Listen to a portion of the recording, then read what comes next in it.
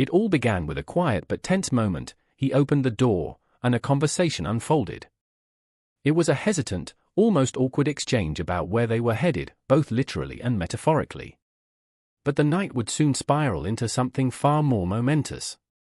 In a stunning twist that has left Buckingham Palace reeling, Princess Anne and King Charles have delivered a royal bombshell that could shake the very foundation of the monarchy. "We can't keep this hidden any longer," and reportedly said, words that echoed far beyond the palace walls. What secret could be so powerful, so disruptive, that it threatens to rewrite the legacy of the British royal family? Whispers that once lingered behind gilded doors have grown too loud to ignore. Now, the unshakable pillars of duty, legacy, and loyalty are colliding head-on.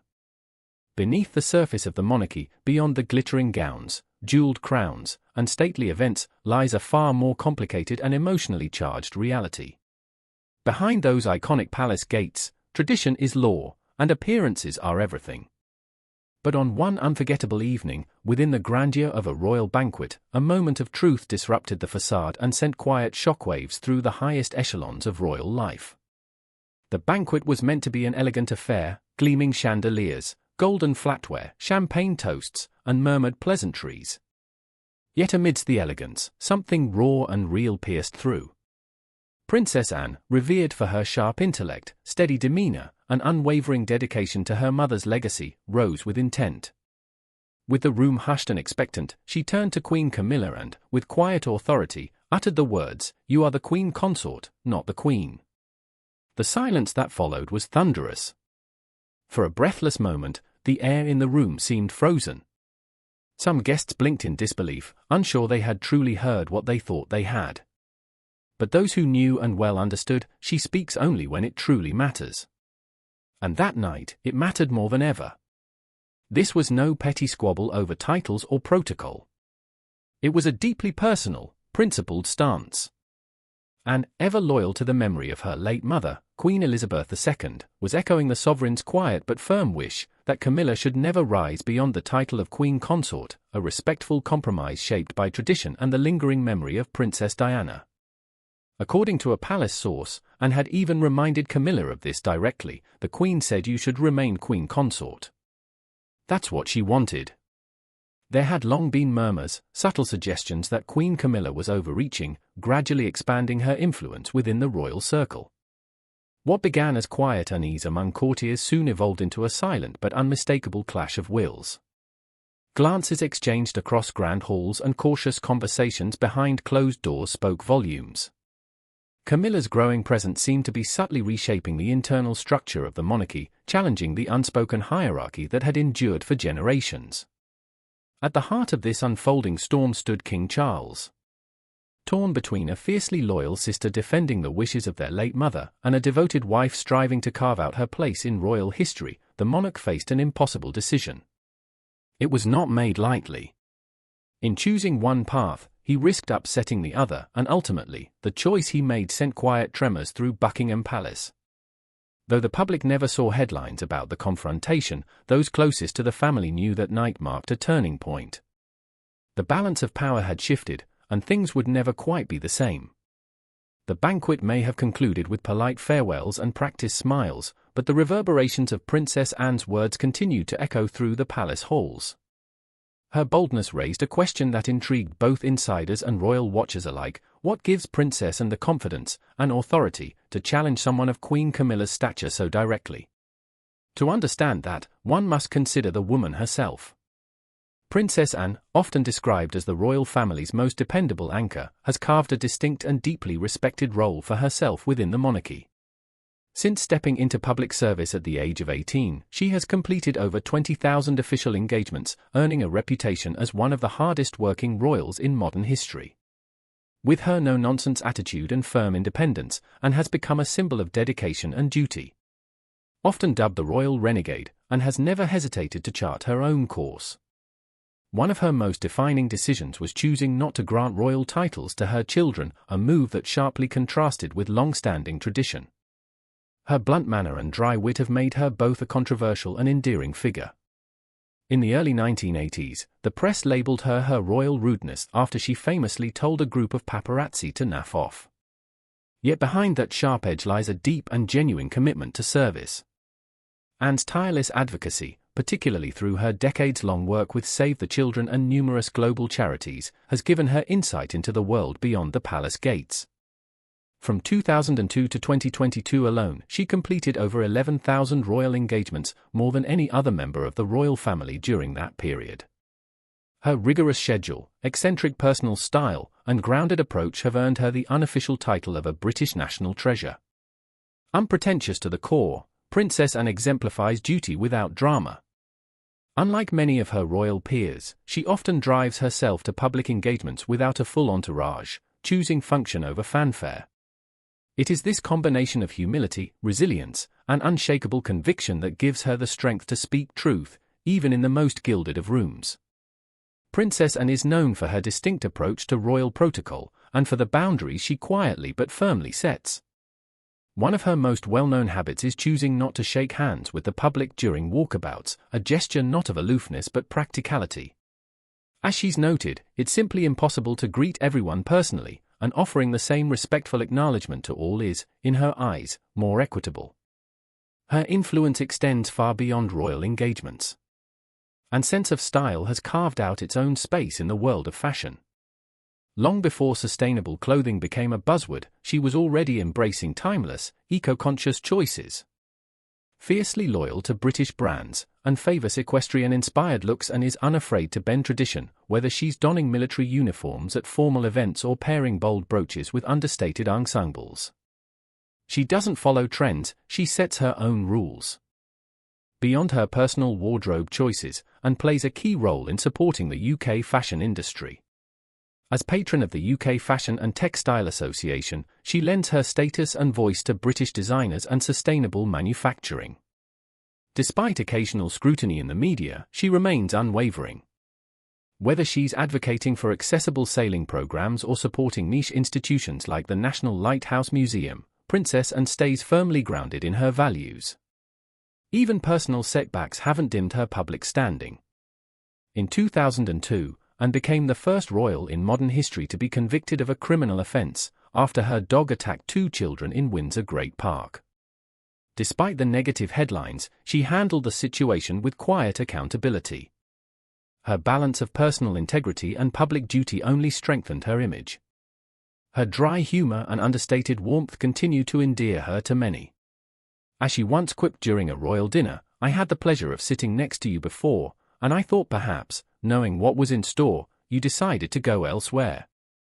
It's that kind of unfiltered charm that makes her one of the most beloved figures within the royal family. Yet for all her public admiration, one relationship continues to cast a long shadow, her frosty dynamic with Queen Camilla.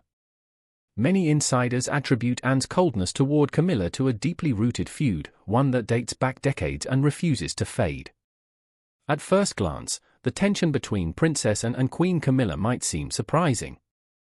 Both are senior royal women, navigating similar responsibilities within the same rarefied circle. But a closer look reveals a much more personal history, one marked by heartbreak, betrayal, and unresolved resentment. Before Camilla ever entered the royal family, she was romantically involved with Andrew Parker Bowles. What many people don't realize is that Andrew had once been deeply in love with Princess Anne. Their relationship was genuine, and for a time, they envisioned a future together. But that future was never allowed to unfold.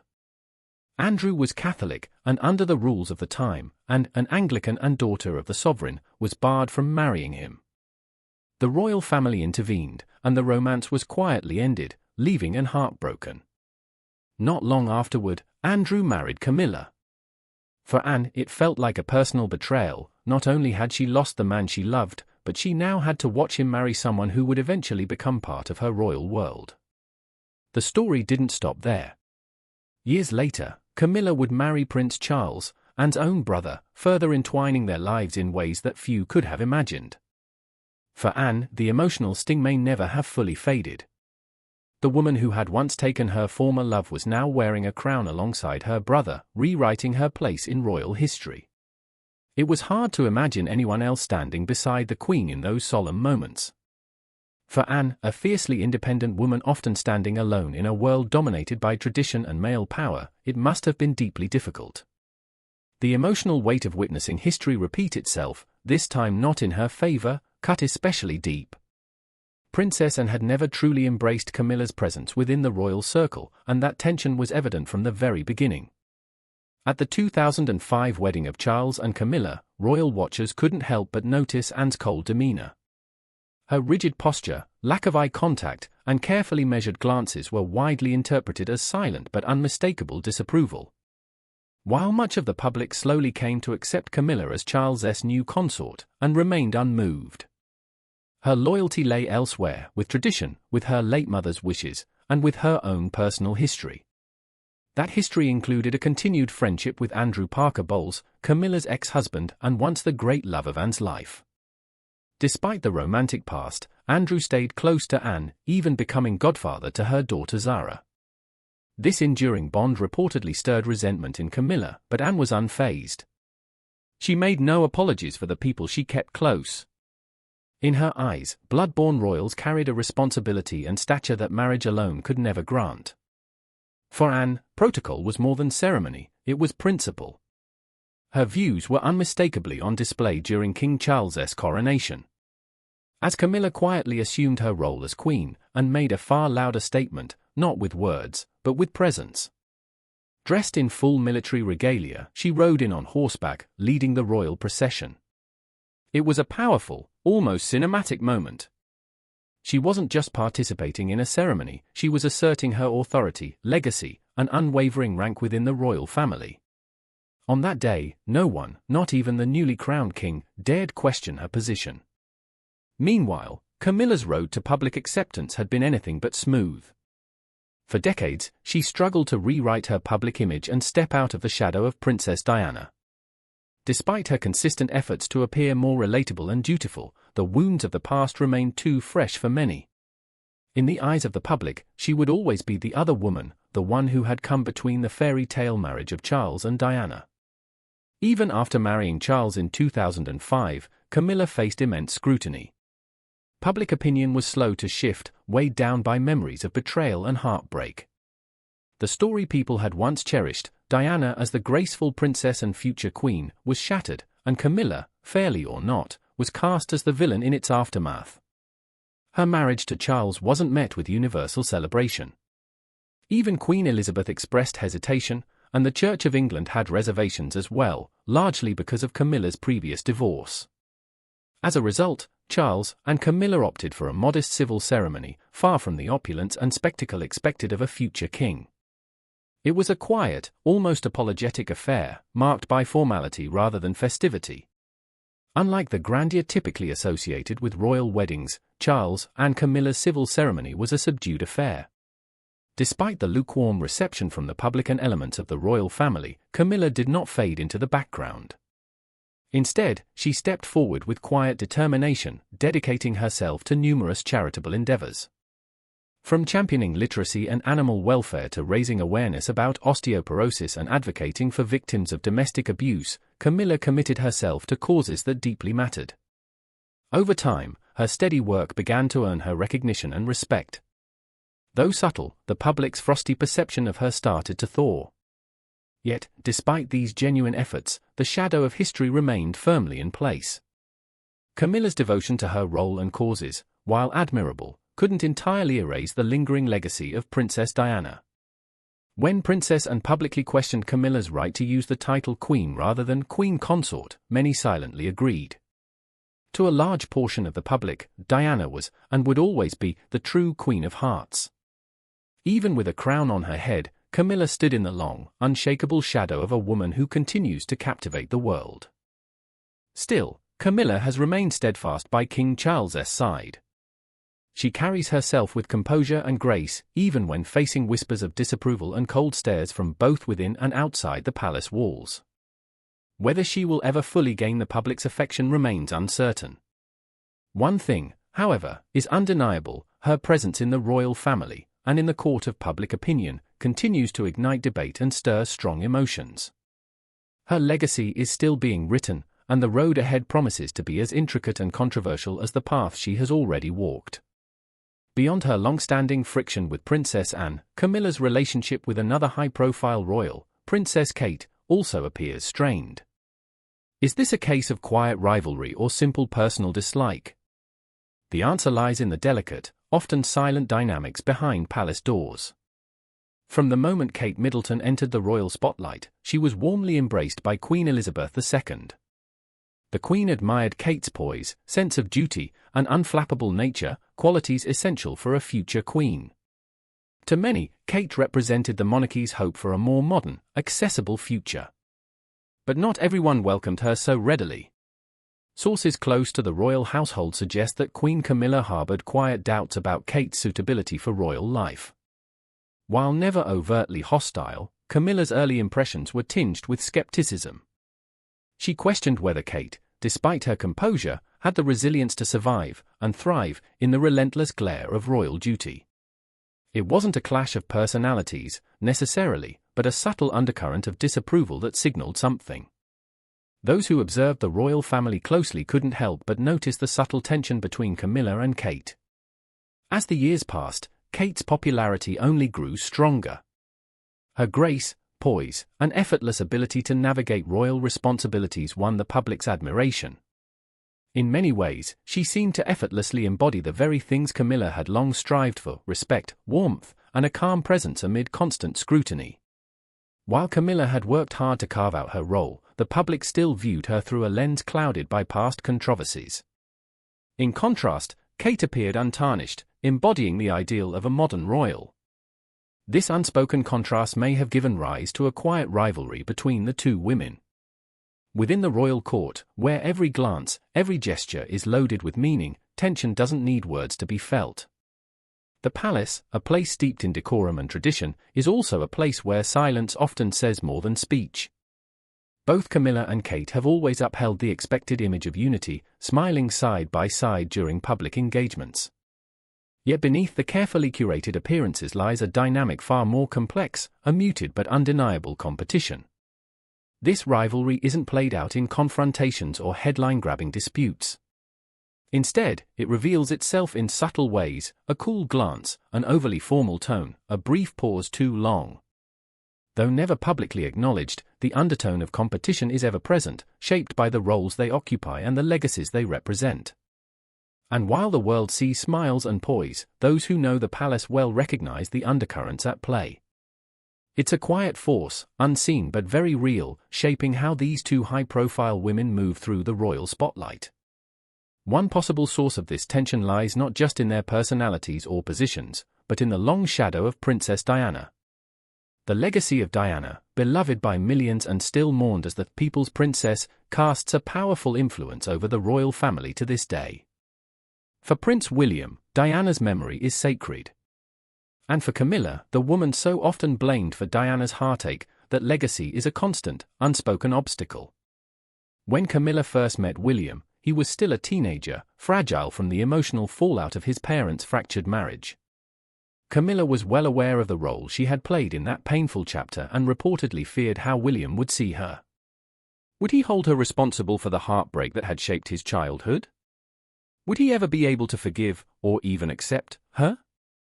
This underlying concern likely colored Camilla's early interactions with William, and by extension, with Kate.